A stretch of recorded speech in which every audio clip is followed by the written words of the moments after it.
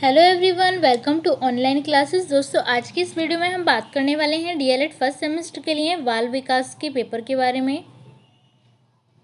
और ये हम बात करेंगे अति लघु टाइप क्वेश्चंस के बारे में। सारे ही क्वेश्चन मोस्ट इंपोर्टेंट हैं और प्रीवियस ईयर में काफ़ी बार पूछे जा चुके हैं, तो आप इस वीडियो को अंत तक जरूर देखिएगा। चलिए स्टार्ट करते हैं। फर्स्ट क्वेश्चन में पूछा गया है, व्यक्तिक भिन्नता की परिभाषा कीजिए। यहाँ पर आपको व्यक्तिक भिन्नता को परिभाषित करना है।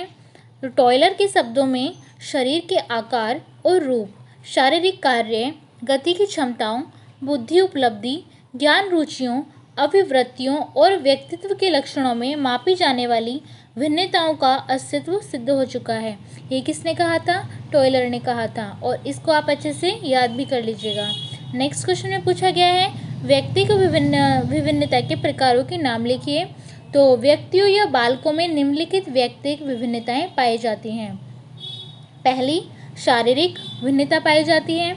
दूसरी, बौद्धिक भिन्नता, यानी कि सभी की बौद्धिक भिन्नता, यानी कि हर किसी की बुद्धि सेम तो नहीं होती है, हर किसी की अलग अलग होती है। और जो फिजिकल होता है उनका, वो भी अलग अलग होता है। तीसरा, सामाजिक, कोई सामाजिक ज़्यादा होता है और किसी को समाज के सोशल होना ज़्यादा पसंद नहीं होता है। फोर्थ, इमोशनल, यानी कि भावात्मक या सांवेगिक। फिफ्थ, नैतिक। सिक्स, सांस्कृतिक। और सेवेंथ है प्रजातीय, यानी कि रेशियल।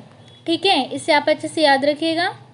नेक्स्ट क्वेश्चन में पूछा गया है, तर्क को परिभाषित कीजिए। तो तर्क को हम गैरेट के अनुसार देखेंगे। गैरेट के अनुसार मन में किसी उद्देश्य एवं लक्ष्य को रखकर क्रमानुसार चिंतन करना क्या है? तर्क है। ठीक है, सिंपल सा क्वेश्चन है। नेक्स्ट है, चिंतन के संदर्भ में किन्हीं दो विद्वानों के विचारों को लिखिए। तो हम चिंतन के अर्थ को और अधिक स्पष्ट करने के लिए कुछ विद्वानों के विचारों को प्रस्तुत करते हैं।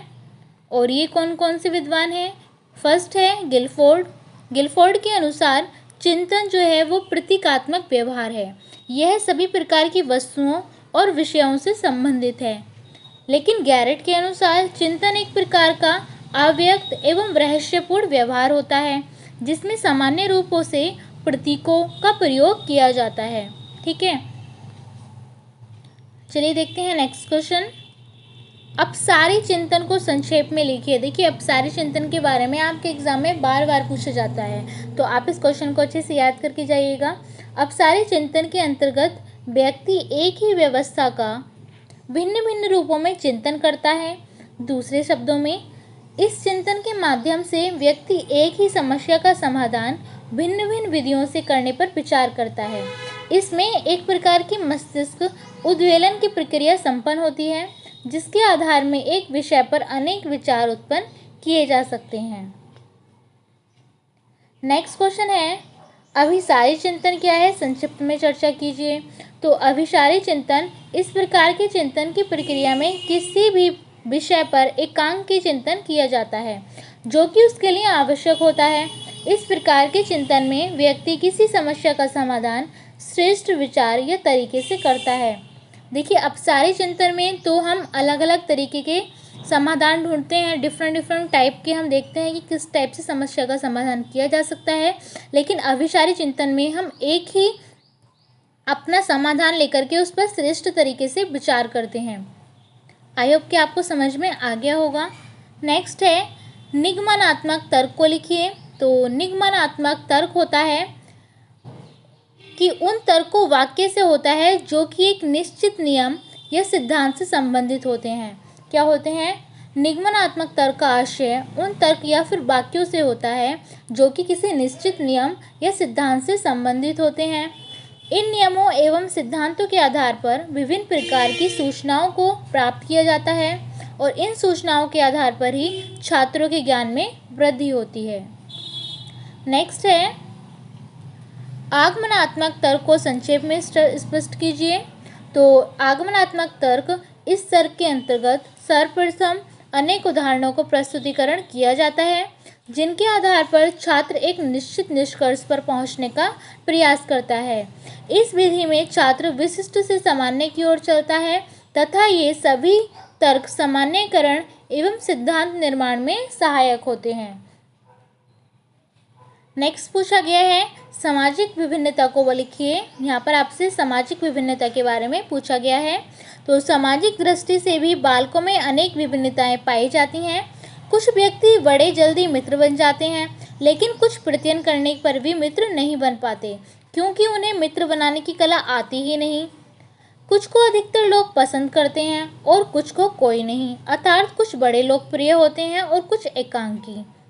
कुछ लोग सभी के साथ उठना बैठना पसंद करते हैं, तो कुछ अकेलापन और एकांत प्रियता अधिक पसंद है। कुछ लोगों को बड़े विनोदी प्रकृति वाले और सामाजिक होते हैं, लेकिन कुछ व्यक्ति कैसे होते हैं, कुछ शर्मीले और अपने ही हाल ही में मस्त रहने वाले होते हैं, उन्हें किसी से कोई लेना देना नहीं होता। तो ये क्या होती हैं, सामाजिक विभिन्नता होती हैं। सिंपल सा क्वेश्चन है, अगर आपसे नहीं भी आता है तो भी आप इस क्वेश्चन का आंसर लिख सकते हैं। नेक्स्ट क्वेश्चन में पूछा गया है धार्मिक विभिन्नता से आप क्या समझते हैं। तो धार्मिक विभिन्नता से आशय है हमारे संप्रदाय से। प्रचलित अर्थ में जिसे हम धर्म कहते हैं, वह वास्तव में धर्म ना होकर के क्या है, एक संप्रदाय है। आप कुछ भी नाम दें, लेकिन इस दृष्टि से भी लोगों में भेद होते हैं। जैन लोग चींटी तक को मारना पाप समझते हैं, कंदमूल को खाना उचित नहीं समझते, जबकि कुछ संप्रदायों में ऐसा कोई प्रतिबंध नहीं है। ठीक है, सभी के डिफरेंट संप्रदाय होते हैं और सभी अपना अलग से नियमों का पालन करते हैं। नेक्स्ट क्वेश्चन में पूछा गया है रुचियों के आधार पर अधिगम को समझाइए।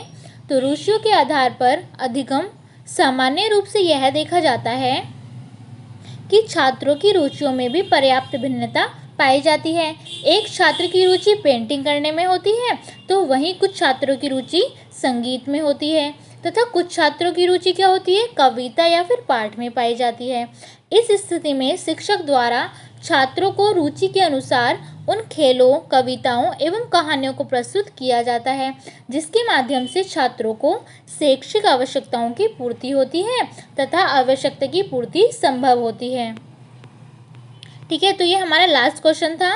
आई होप कि वीडियो आपको पसंद आया है और आपको क्वेश्चन भी काफ़ी समझ में आए होंगे। तो यदि आपको वीडियो पसंद आया है तो प्लीज़ वीडियो को लाइक और शेयर करना बिल्कुल मत भूलिएगा, ताकि ऐसे ही इंपॉर्टेंट वीडियो और ऐसे इंपॉर्टेंट क्वेश्चंस आपके लिए आगे भी लाती रहूं। आज के लिए बस इतना ही। Thank you so much.